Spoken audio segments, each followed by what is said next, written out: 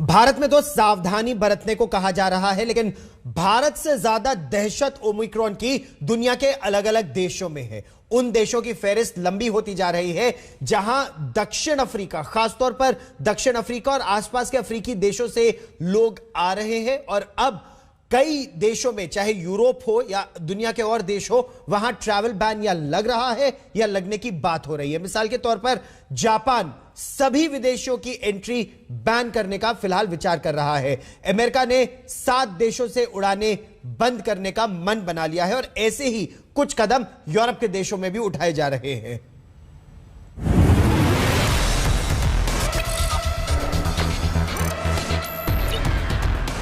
Omicron ने दुनिया को एक बार फिर से सहमा दिया है। एक के बाद एक नए देश चपेट में आ रहे हैं और इसके साथ ही सहमे देशों ने ओमिक्रॉन से निपटने के लिए बंदिशें लगाना शुरू कर दिया है।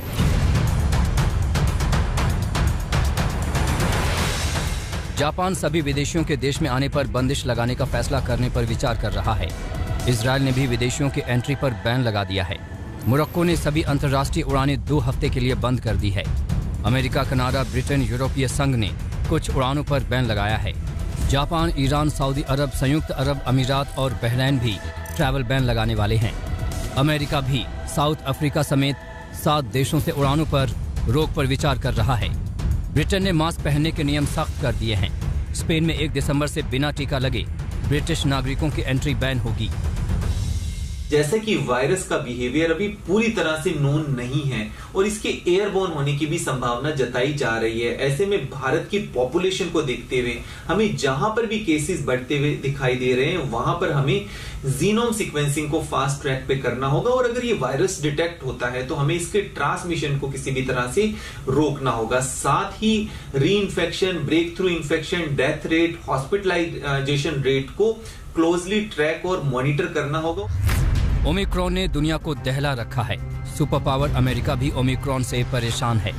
अमेरिका के chief medical officer doctor Anthony Fauci ने भी कहा कि टीकाकरण को तेज करने की जरूरत है। टीका ही बचाव का एकमात्र साधन है।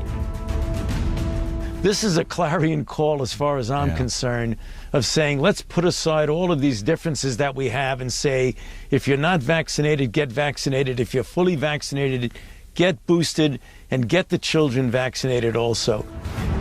कोरोना के इस नए वेरिएंट के खतरे का अंदाजा आप इस बात से लगा सकते हैं कि विश्व स्वास्थ्य संगठन ने इसे वेरिएंट ऑफ कंसर्न कहा है, मतलब चिंताजनक की श्रेणी में रखा है। Today, WHO's Technical Advisory Group on Virus Evolution met to discuss the variant B11529, to discuss what we understand about this variant and if it should be classified as a variant of interest or a variant of concern. Based upon the information that we have, particularly from South Africa, they have advised WHO that this variant should be classified as a variant of concern. वैज्ञानिकों के मुताबिक अभी तक delta variant से संक्रमण के जो लक्षण थे, वही नए वेरिएंट के भी लक्षण हैं, जैसे तेज बुखार, जुकाम, स्वाद और गंध का चले जाना। इस बीच ट्रैवल बैन झेल रहा साउथ अफ्रीका इन बंदिशों से आहत है। उसका कहना है कि वो अपने देश में और कोई बैन नहीं लगाएगा। We are deeply disappointed by the decision of several countries to prohibit travel. This is a clear and completely unjustified departure from the commitment that many of these countries made at the meeting of the G20 countries in Rome last month. हालांकि WHO ने जल्दबाजी में यात्रा प्रतिबंध लगाने पर चेतावनी देते हुए कहा है कि प्रतिबंध लगाने वाले देशों को खतरों को देखकर वैज्ञानिक नजरिया अपनाना चाहिए, लेकिन कोरोना का पिछला अनुभव देशों को लगातार अपने दरवाजे बंद कर देने पर मजबूर कर रहा है। ब्यूरो रिपोर्ट, आज तक।